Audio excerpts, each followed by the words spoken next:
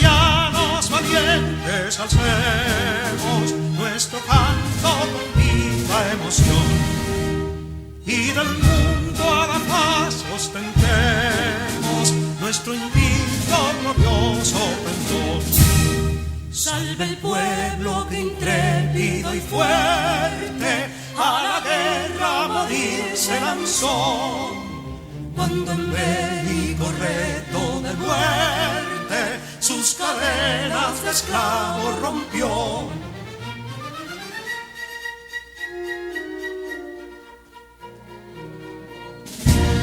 Ningún pueblo ser libre merece si es esclavo, indolente y servil.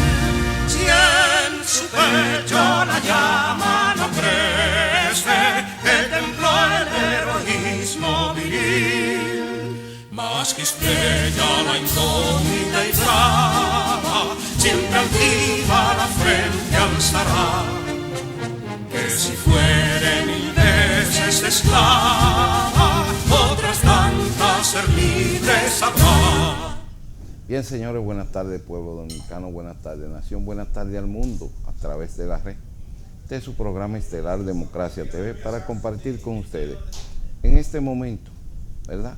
Invocar como siempre al Dios Todopoderoso para que todo lo que aquí en este diálogo del día de hoy con ustedes pueda ser de acciones positivas. Y ese punto es interesante compartirlo con ustedes y como siempre ya con nosotros, Sureli Madé. Presinal. Gracias, don Diomede. Muy buenas tardes, querido público. Después de dar las gracias a Dios, como cada día, darle las gracias a cada uno de ustedes por permanecer día tras día en este toque de queda. De paso, hacer la invitación a todos aquellos que aún no han sintonizado a través de nuestra plataforma Cinevisión, Canal 19, que nos pueden sintonizar a través de nuestra plataforma de YouTube en vivo. Darle me gusta, activar la campanita, hacer sus comentarios, porque de una u otra forma todos los comentarios son positivos y nos ayudan a crecer. Y seguirnos en todas nuestras redes sociales a través de Democracia TV RD. Y que por motivo de tiempo no podemos desarrollar todas nuestras noticias positivas, pues la invitación está hecha para que ustedes sí la puedan desarrollar. Dale me gusta, compartirla, imprimirla a través de ¿qué? De nuestra página web eldemocrático.com, único periódico digital en PDF. Así la invitación está hecha. Bien, nuestra cita del día de hoy es: la calamidad de la vida no depende de no alcanzar una meta, radica en no tener una meta que alcanzar. Así inicia nuestro toque de queda, Democracia TV. Ay, qué bien, qué interesante ese punto. Me encanta para seguir luchando y poder alcanzar la meta, porque de eso se trata la vida. Como también se trata la vida de que ustedes visiten nuestra página web, ¿verdad? Y poderla analizar cada punto de los acontecimientos más importantes que ocurren aquí y en el mundo. Y esa parte es interesante porque definitivamente ustedes saben que la noticia cambia cada segundo, cada minuto, cada hora, cada día, y ya nuestra página web en el día de hoy forma parte de la historia. Ale parece que se durmió, entonces vámonos al otro espacio. Ustedes saben que Ale es el más famoso de este canal porque definitivamente ustedes saben hasta dónde llegamos. Y ese punto también es interesante, precisamente porque entonces tenemos nuestro periódico para complementar esto y que ustedes puedan analizarlo, ¿verdad? Verlo, enviarlo, compartirlo, y ahora con sonido, como si fuera precisamente hojeando el libro. Y esa parte es interesante, estos movimientos aquí, tan interesante. Bien, señores, y esa parte es interesante y ya forma parte de la historia, porque así lo captó el satélite, y de eso se trata la vida. Como también captó el satélite el cumpleaños en el día de hoy de la hija favorita, ¿verdad?, del presidente Hipólito Mejía, Carolina Mejía, que hoy está de fiesta de cumpleaños. Y hemos traído esta fotografía de allá de la calle La Dama, precisamente en lo que le llaman la Alcázar de Colón y el Panteón Nacional, así como la primera iglesia de Santo Domingo está ubicada ahí, el primer reloj. Esa parte es interesante, así que nuestras felicitaciones. Música, maestro. Un año más en tu vida, todo lleno de esperanza.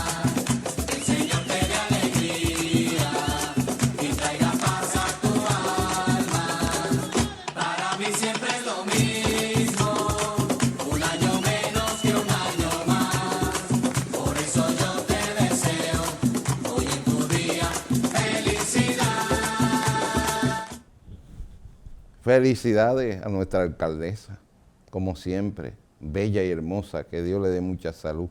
Bendiciones para ella y toda su familia.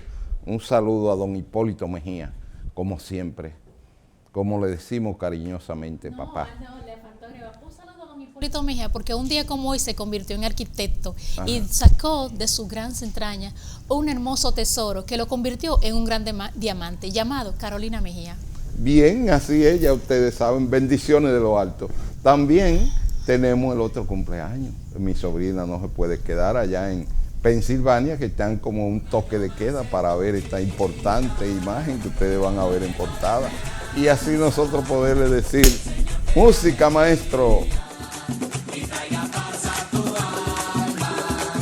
Para mí siempre es lo mismo, un año menos que un año más. Por eso yo te deseo, hoy en tu día, felicidad. Bien, señores, qué importante poder hablar con la familia desde aquí, a todos los que están allá, sobre todo en Filadelfia, que es un toque de queda de su programa Democracia TV. Bendiciones de lo alto, Raquel. Ese punto es interesante, como es importante hacer un llamado a la colectividad, sobre todo a cada uno de los que deseen mañana participar en esta importante conferencia en Santiago, en el auditorio de UTESA. Entonces será a las 5 de la tarde con el exteniente general José Miguel Soto Jiménez, que ahí ustedes lo tienen en pantalla. La invitación está hecha, 5 de la tarde, auditorio de UTESA, allá en Santiago, para que todos se den cita en este importante evento académico y aprovechen el tiempo con él en esta participación, la batalla del 30 de marzo, la segunda para ir aquilatando nuestra independencia. Qué importante esto. Y ese punto es interesante, como también es importante, Ale, el tema de las portadas de nuestro periódico, porque precisamente el invitado del día de hoy es José Miguel Soto Jiménez, que estará con nosotros en breve. Pero antes yo quiero hacer esta pequeña información de lo que ocurrió hoy en el muelle de aquí, don Diego Colón, en la avenida Francisco Alberto Camaño de Ño, aquí frente a los Molinos Dominicanos. Se ve hermosa la ciudad. Qué interesante este episodio. Hay un video, Ale, a ver si podemos escuchar al viceministro encargado de esta obra, para ver si es posible ver la información correcta de él. Y si ya lo tenemos, vamos a verlo y a compartirlo con ustedes. Bueno, antes que todo, como les informaba hace un momento, se está procediendo a hacer una evaluación de la situación. Que dicha evaluación viene de varias instituciones. En la parte que respecta al Ministerio de Obras Públicas, está la persona encargada de muelles y puertos, evaluando la parte técnica. Nosotros en lo inmediato vamos a proceder a retirar aquella carga de acero que ustedes ven allá contigua a la edificación, para quitarle presión, quitarle peso a la base y evitar que pueda producirse otro colapso. Pero el parte oficial, el veredicto final, debemos de darlo necesariamente cuando todas las áreas involucradas pues den la opinión técnica. ¿Ustedes recomiendan el cierre del puerto en lo inmediato? ¿Podría esto afectar? Por el momento no hay necesidad. Por el momento no hay necesidad. Esa carga de acero, cada barra de esas de acero que ustedes ven ahí tiene un peso aproximado de 2.000, 2.500 kilos. Ustedes haciendo un cálculo visual, pues se darán cuenta de que estamos hablando de un gran peso que se le colocó a la estructura. Por el momento no hay necesidad de que... Bueno, es lo que le digo, o sea, no podemos emitir juicios conclusivos hasta tanto no se haga una evaluación de la situación. Bien, esa parte es interesante. Ya sabemos que todo está dentro de lo que es la normalidad, el tránsito. El puente flotante sigue funcionando normalmente. El ferry va a continuar su agenda normal. No hay ningún problema con ese tipo de acciones, ¿verdad?, en lo que respecta a lo que es el muelle.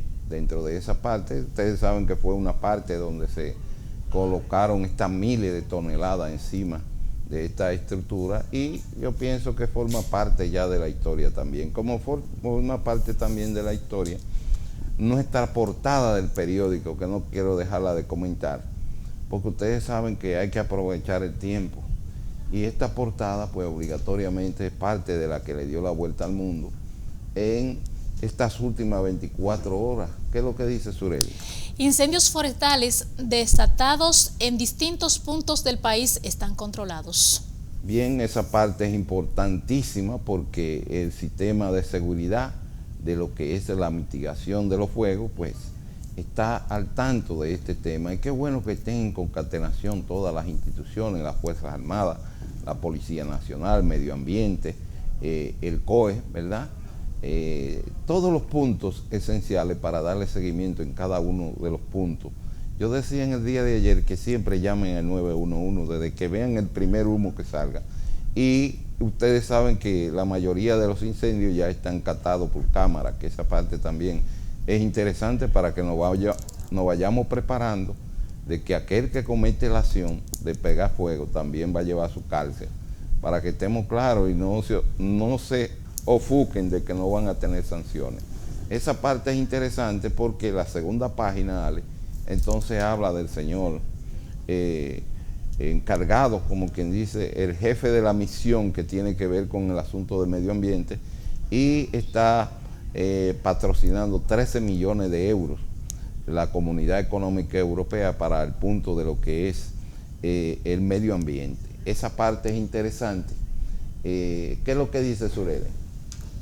República Dominicana y la Unión Europea sostienen diálogo político para fortalecer relaciones. Bien, esa es otra parte, Ale. Las relaciones quedaron fortalecidas aquí este fin de semana con la visita de todos los mandatarios de América Latina y parte de Europa, incluyendo los dos reinados de Portugal y España. Pero ese punto también es interesante porque de ahí es que nace esta importante reunión y encuentro con don Roberto Álvarez y el presidente de la República y el señor Borrell, ¿verdad? Que es el representante para el tema de lo que tiene que ver el apoyo a nuestra nación, con 13 millones de euros para el tema del medio ambiente. Todo este apoyo en combinación también con la USAID, y esa parte es interesante porque es parte del fortalecimiento a cuidar nuestros parques y bosques. Esa parte es interesante porque recuérdense que cuando usted mocha una mata o le da candela, cualquiera llora, porque uno piensa también, es un ser que tiene vivo, tiene sangre, tiene vida, y cuando ustedes observan, hay matas que inclusive mocha, cuando usted la mocha, como es el caso de la musácea, usted la mocha y usted ve que como que llora esa lagrimita. Cuando usted mocha, hasta una penca que sea, usted observa esa tristeza de lo que es la naturaleza y cómo se refleja en el ser humano de por qué cuidar nuestra naturaleza y por qué cuidar nuestro parque. Los parques son los pulmones que sirven de mitigación para poder afrontar todo lo que es la tormenta. Cuando vienen estos ciclones, quienes se encargan de combatir y controlar la velocidad del aire, precisamente nuestros bosques. Y por eso cada uno de los escenarios juegan su papel. Si ustedes van a la duna de Baní, ustedes dirían cómo enfrentan la duna de Baní si se entra un ciclón. Bueno, es precisamente la fortaleza de la unión donde se dice que está la fuerza, y por eso hasta el desierto controla el aire y controla el medio ambiente, y es una obra divina de Dios. Esa parte es fundamental, el tema de lo que tiene que ver con este punto de este análisis. También el otro punto que está en el periódico que sigue latente es el tema de Haití, el tema de toda esta banda que siguen dando dolor de cabeza, y que ya Estados Unidos ha implementado una escala, sobre todo para empezar y ver qué es lo que van a hacer con Haití, porque realmente Naciones Unidas y cada uno de los organismos internacionales pues se abocan para ver cómo pueden desarrollar en estos 10 años Haití, porque lo correcto es que ustedes saben que Haití ha sido prácticamente parte de una trampa, ¿verdad? Familia de pareja estadounidense secuestrada en Haití pide liberación. Ustedes ven qué es lo que se ve todos los días, Y esto es en el continente americano. Yo entiendo que Estados Unidos, Canadá, Francia, Portugal y España también deben colaborar. Y si no, dejar que China ocupe Haití. Y se acabó ese tema. Porque China sí anunció que tiene 15.000 millones de dólares para desarrollar Haití. Entonces Estados Unidos debe ponerse la pila y también debe ponerse la pila Canadá, porque de todo modo, si ustedes van a hacer estas grandes inversiones, administrenlas con transparencia, porque lo más de 10.000 millones que se dieron después del terremoto, yo no veo una sola obra en Haití, honestamente.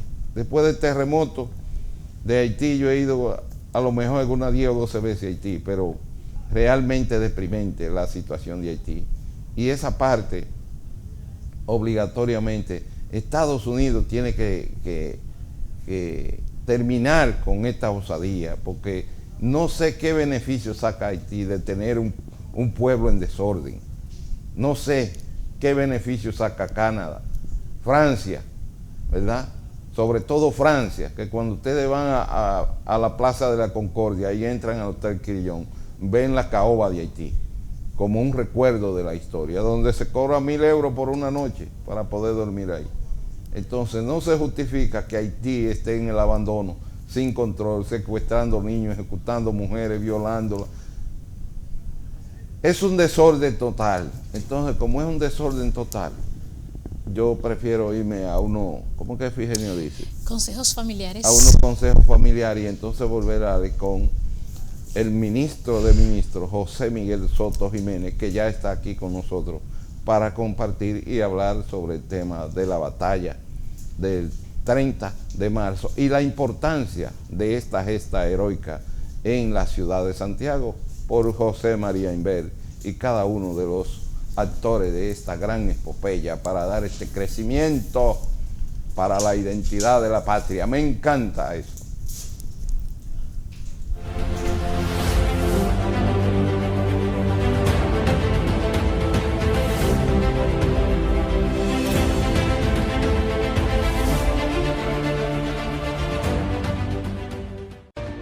Resaltamos la manufactura dominicana con el sello que nos une, las manos que lo fabrican, la fuerza de la industria y el apoyo del consumidor, agregando valor a lo hecho en el país, ampliando y promoviendo la producción dominicana. Ya son muchos los que se han sumado. Solicita también el tuyo. Ministerio de Industria, Comercio y MIPYMES de la República Dominicana y la Asociación de Industrias de la República Dominicana, AIRD. El orgullo de ser dominicano seguirá creciendo cada día. Aunque los tiempos cambian,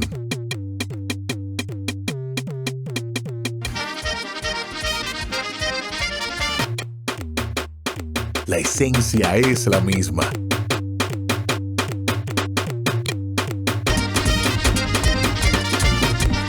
El orgullo dominicano se pega.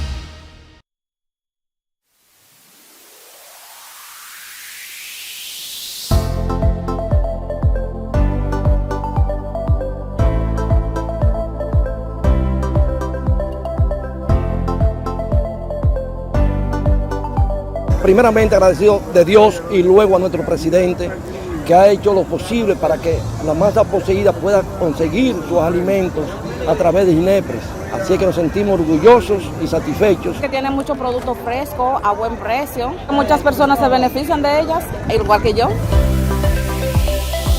Muy buena porque aquí por lo menos uno puede conseguir los productos a menor precio que en otros lugares. A mí me ha encantado mayormente cómo está ubicada, todo el orden y excelente, buenos precios.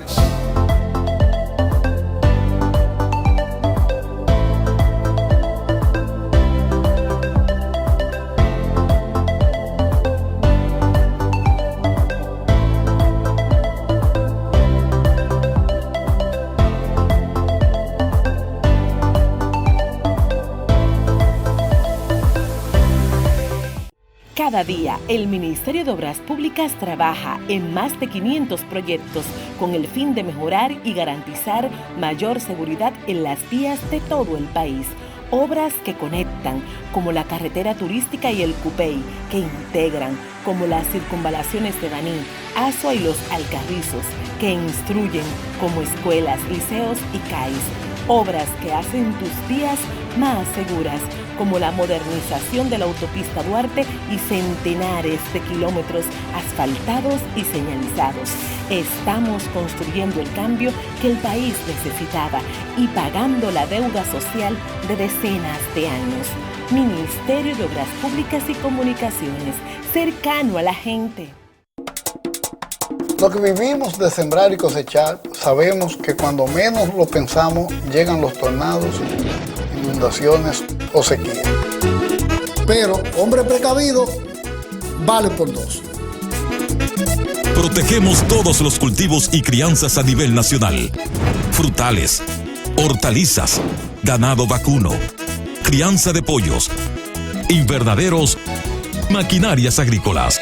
Acércate a nuestras oficinas, ubicadas en las sucursales del Banco Agrícola en todo el país. Agrodosa, la garantía del productor.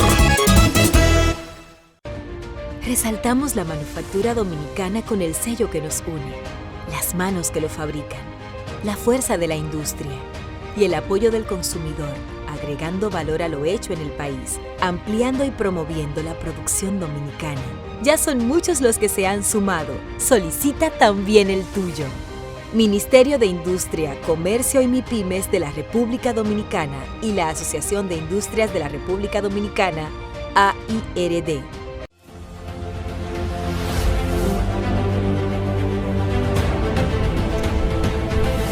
Bien, señores, ya ustedes saben que estamos aquí en este diálogo en el día de hoy para compartir con ustedes con el ex ministro de las Fuerzas Armadas y presidente de la Quinta República y uno de los más aventajados de nuestra historia dominicana. Y eso es importante nosotros aprovechar el tiempo, sobre todo con un hombre con tanta experiencia y tantas ocupaciones.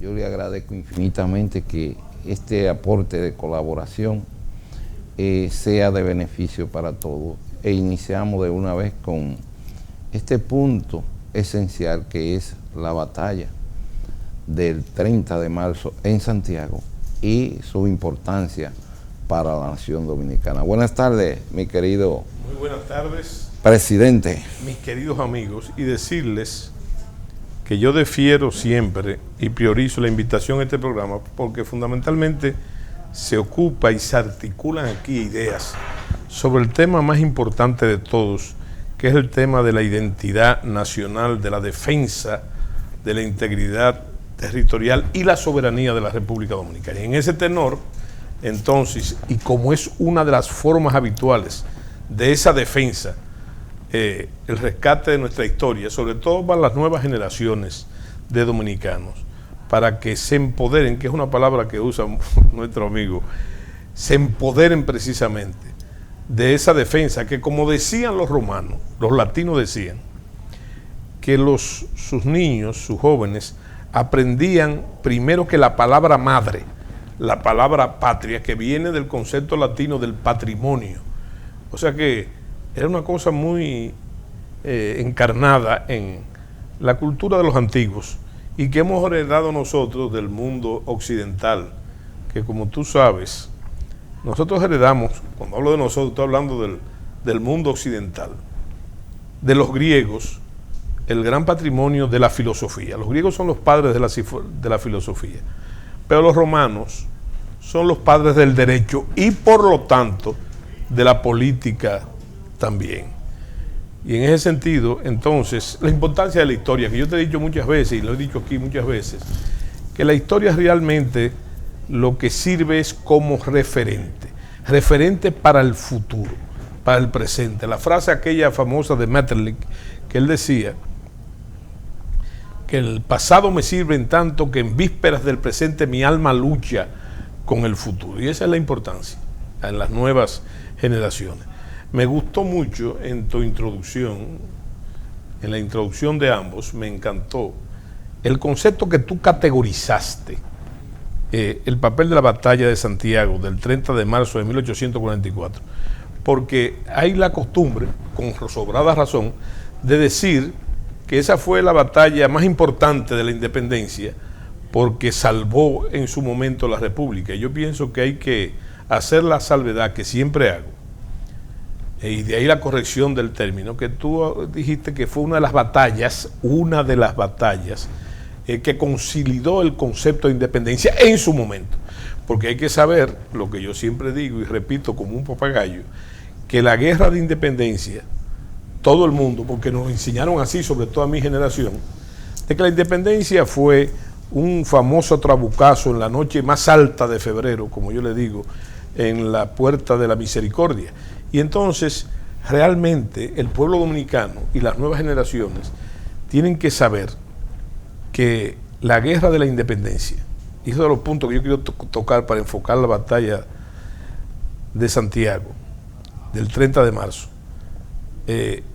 le costó mucho sacrificio al pueblo dominicano, sangre y sacrificio de nuestras mujeres y nuestros hombres. Y en ese sentido, aclarar que en términos rigurosamente historiográficos, la guerra de independencia fueron 4 campañas de guerra, una gran cantidad de batallas y una gran cantidad de combates.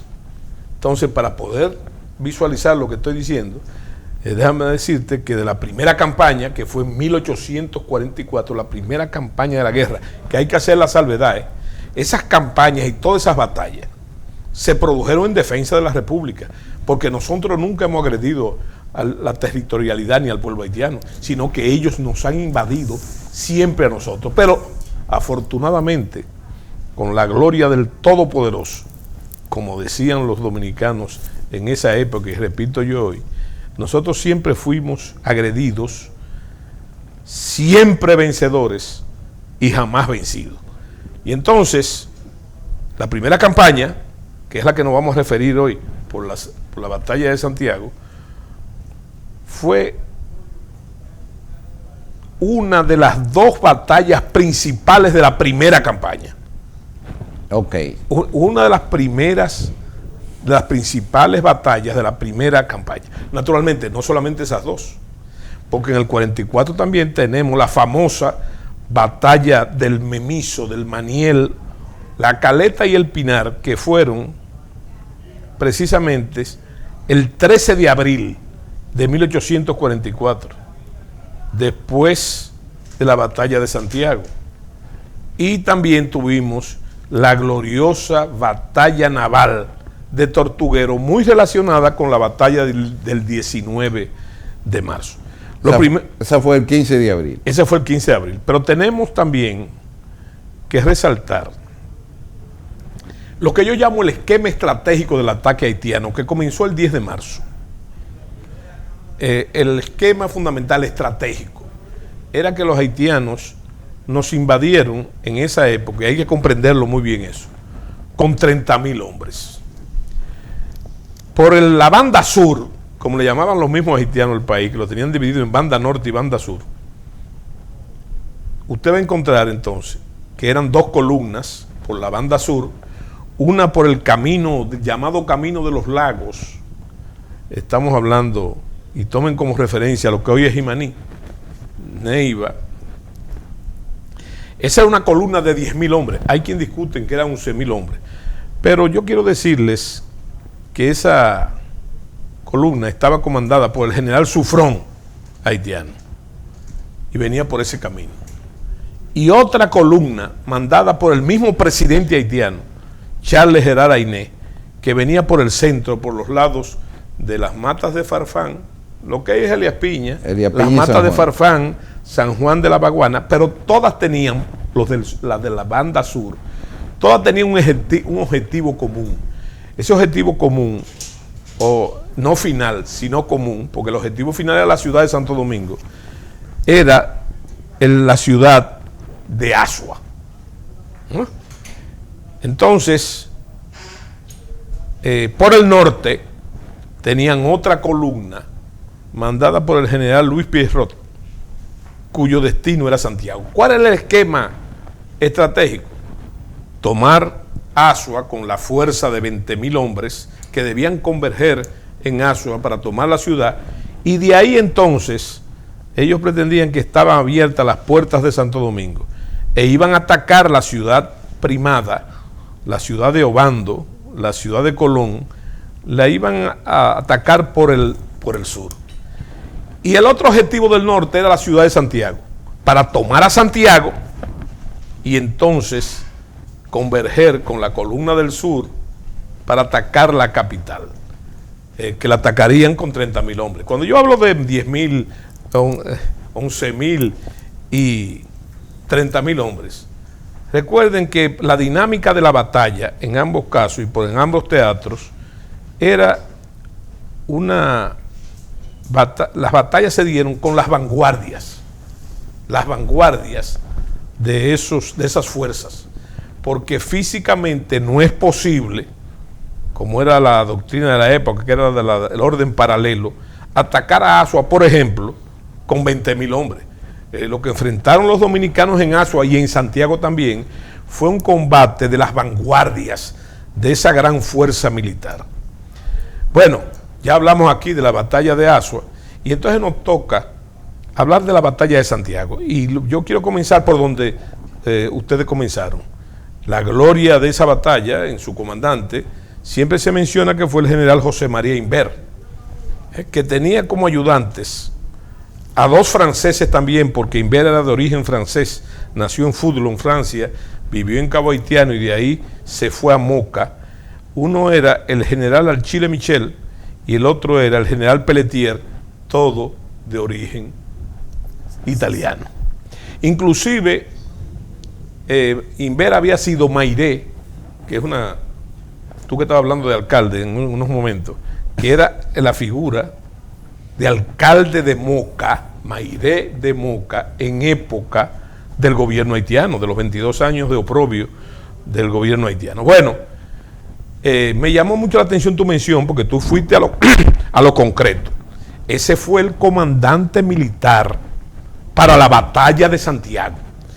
Pero hay una persona, yo te voy a decir la sucesión, que fue vital en el esfuerzo bélico como comandante en toda la región del Cibao para la batalla de Santiago, porque es otra cosa que te quiero decir. La batalla de Santiago es gloria fundamentalmente de los santiagueros, pero ahí había tropa de La Vega, ahí había tropa de Moca, ahí había tropa hasta de San Francisco de Macorís y de la línea noroeste también.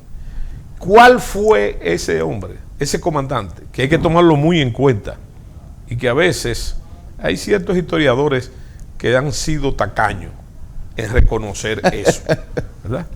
Y fue un señor que se llamó Ramón Matías Mella, el padre de la patria, que fue el primer comandante de Santiago. Fue un general apellido López Villanueva, un hombre ya mayor que había sido comandante desde la época haitiana, creo que en La Vega.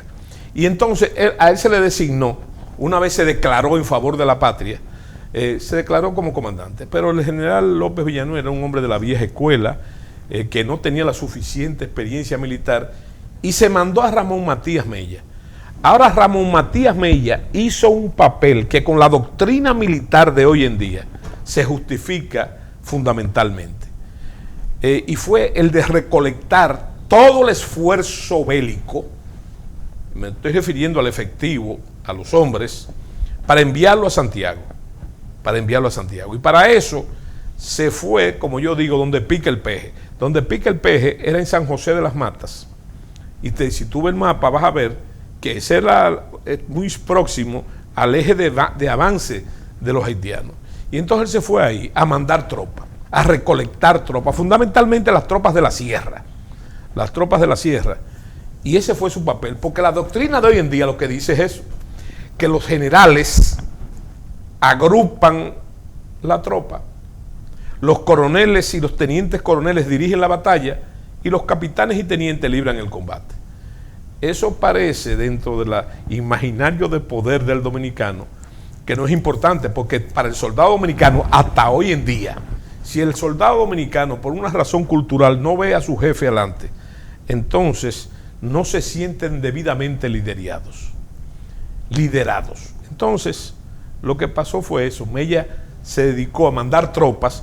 Una vez entonces se depositó, y eso es muy importante saberlo, se depositó la responsabilidad de la batalla de Santiago, que ya yo te dije que era el objetivo fundamental de los haitianos en esa etapa de la primera campaña.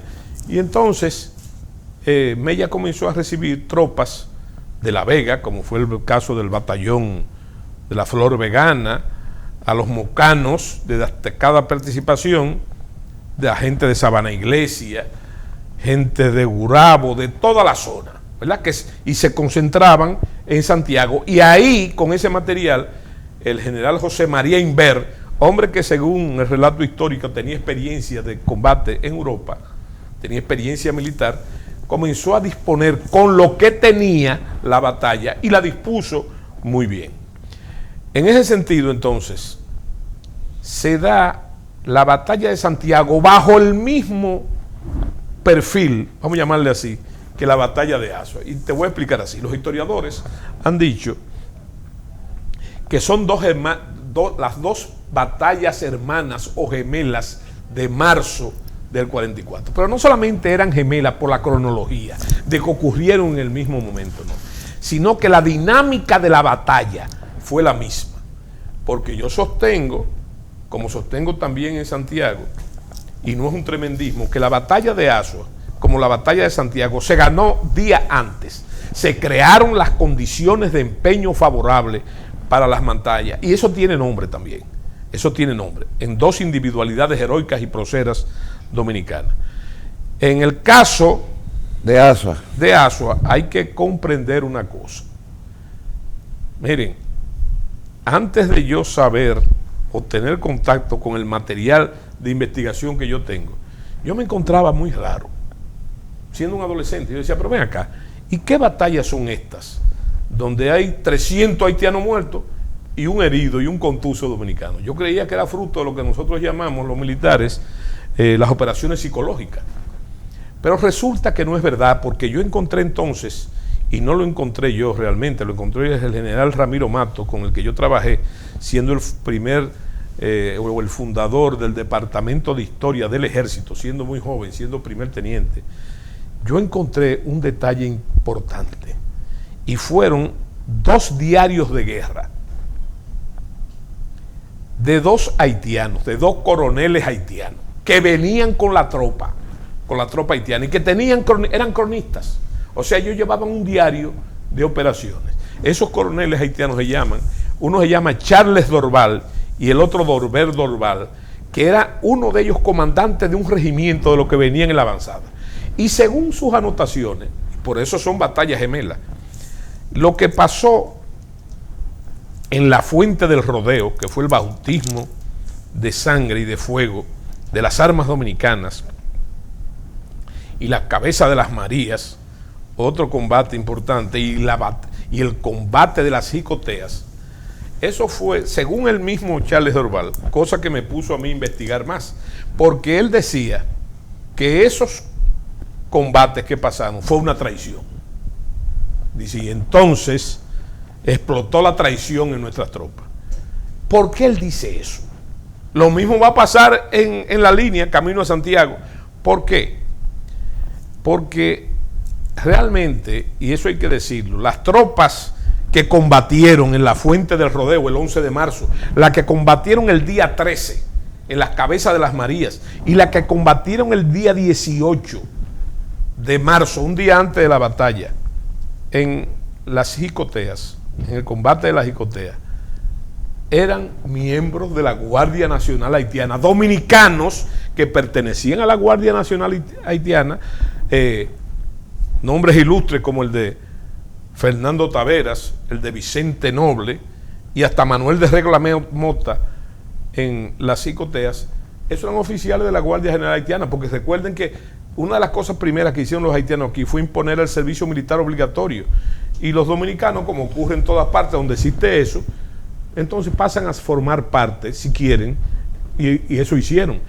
Eso hicieron los dominicanos. Y yo he dicho 1000 veces que lo que hicieron los haitianos con eso fue, con esa imposición odiosa de hacer el servicio militar obligatorio y de permitir que los dominicanos hicieran vida militar, fue afilar cuchillo para su garganta.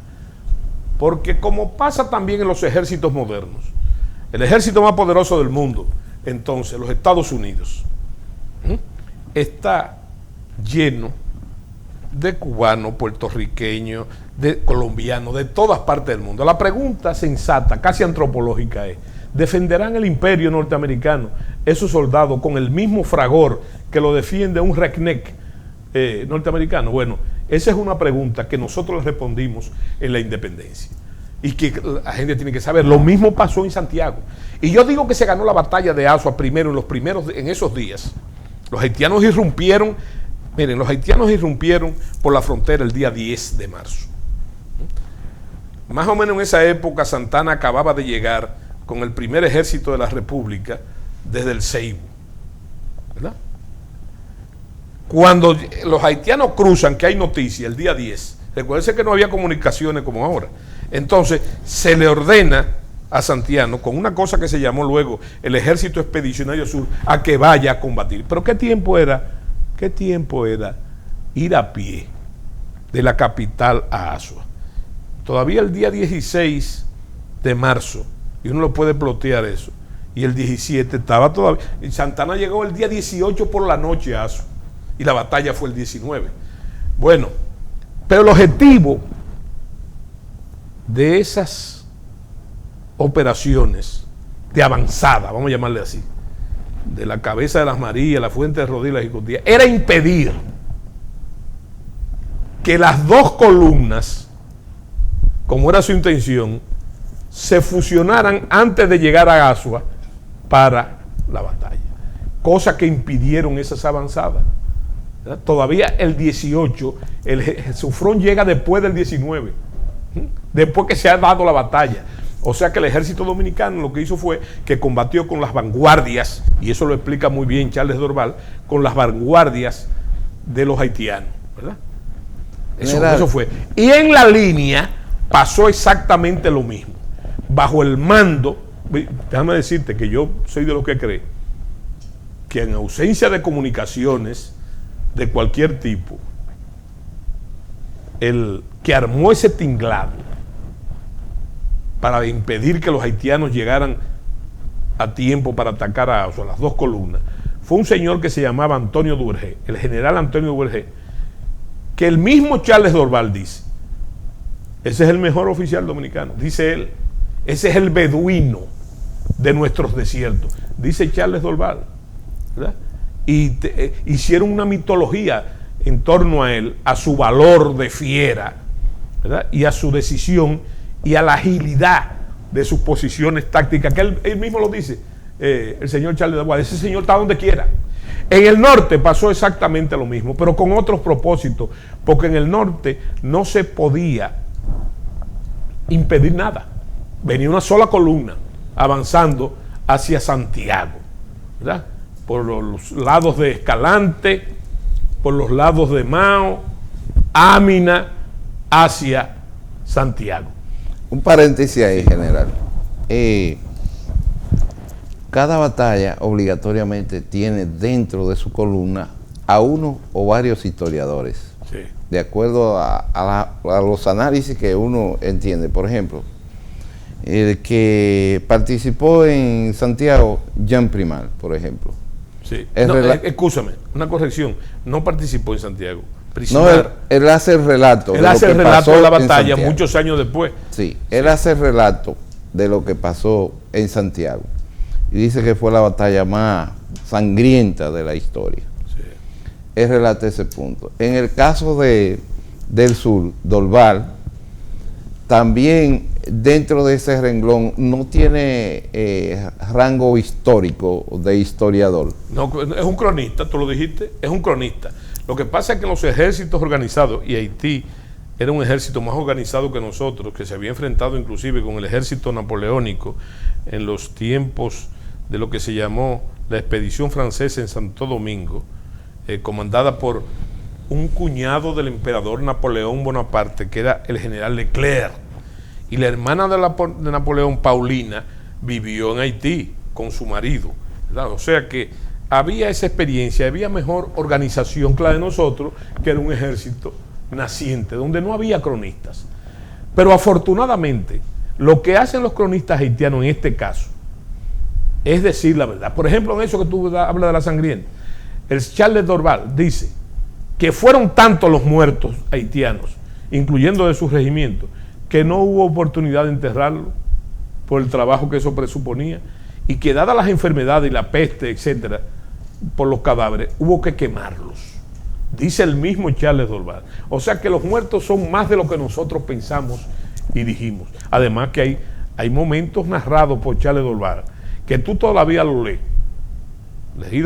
Tú lo lees el cronista y se te paran los pelos de punta. Por ejemplo, él dice que cuando llegaron ahí por el camino del centro a Asua, el jefe de la vanguardia, que era el veterano general Tomás Héctor, apuntaba, herido, apuntaba con su bastón de mando la batería asesina, que fue la gran sorpresa.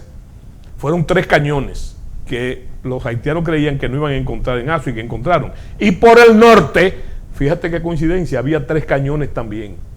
3 y 3. 3 y 3, pero en posiciones en el Fuerte Dios, Patria y Libertad. Pero yo lo que te quiero decir es que el trabajo de las avanzadas también tiene nombre. Yo te dije el nombre de Antonio Duvergé. Eso no quiere decir que el comandante de la plaza por la defensa era el general Pedro Santana. Claro que ¿verdad? sí. Estamos hablando del que preparó, antes de que Santana llegara, preparando las condiciones de empeño favorables. Y ya yo te las dije. En el caso de Santiago, fue un general que se llama Francisco Antonio Salcedo, alias Tito, que con 400 hombres estaba en la avanzada. Ahora, ¿cuál era su papel? Primero, restarle velocidad a la columna enemiga. Porque cada vez que tú eres emboscado, que esa columna era emboscada, había que romper la columna para desplegarla, para combatir. Entonces ahí eso le restaba velocidad a la columna. El otro trabajo de esas avanzadas fue precisamente canalizarla, llevarlas combatiendo con emboscadas, con pequeñas emboscadas, llevarlas por donde el dominicano quería, donde el mando dominicano quería que se canalizara.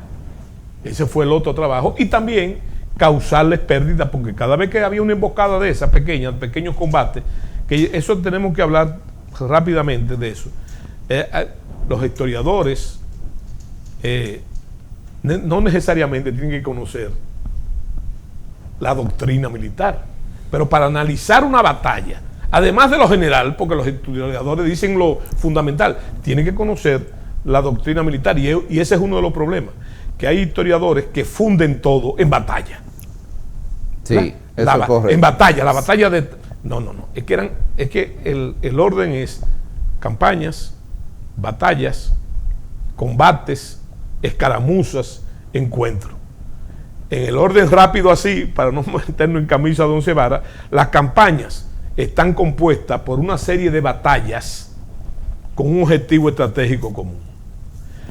Las batallas son encuentros importantes de fuerzas de maniobra, ¿verdad? Donde participan todas las armas, y el objetivo de esas batallas responden a los objetivos estratégicos de la campaña. Y los combates que componen las batallas, los combates son una sucesión de encuentros militares que componen las batallas. Esa jerarquía hay que conocerla para no cometer la torpeza. Los historiadores no están obligados tampoco a saber eso. Ellos dicen lo básico y lo fundamental como historiadores, pero la historia militar sí. Entonces, Francisco Antonio Salcedo hizo su rol.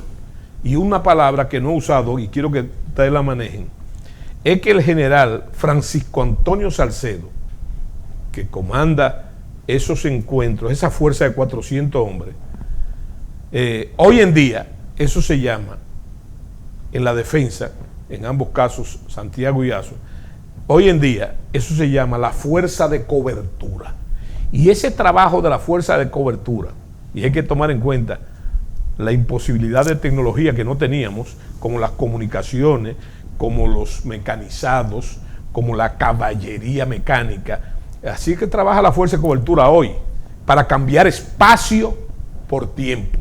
Tú cambias espacio por tiempo, te repliegas, ¿verdad? Entonces llegan, en este caso de la batalla, algo muy importante, llegan a entregarle la batalla al comandante.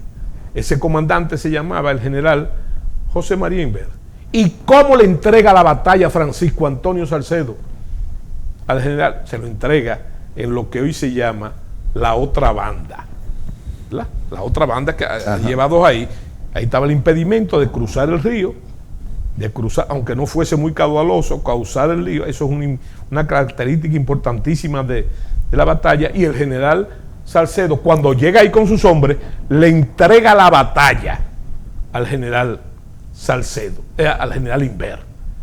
Y el general Inver le ordena que se vaya a reconstituir, que es también una palabra de la doctrina moderna, esa tropa que viene cansada de combatir y que ha tenido sin lugar a duda pérdida. Entonces la manda al Fuerte San Luis, a la retaguardia, a reconstituirse.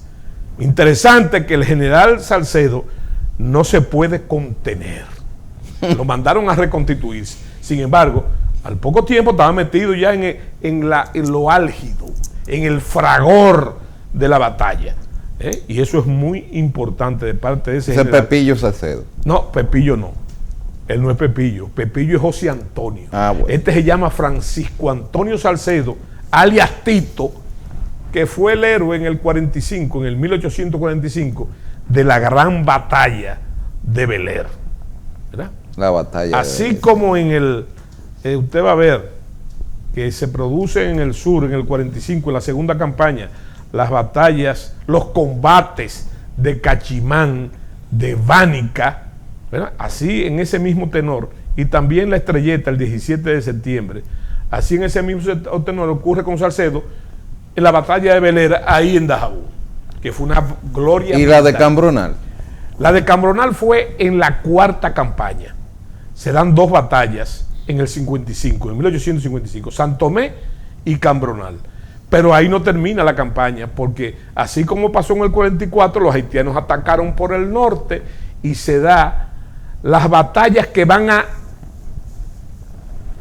concluir con la cuarta campaña y con la guerra de la independencia, que es Sabana Larga, Jácuba y Macabón.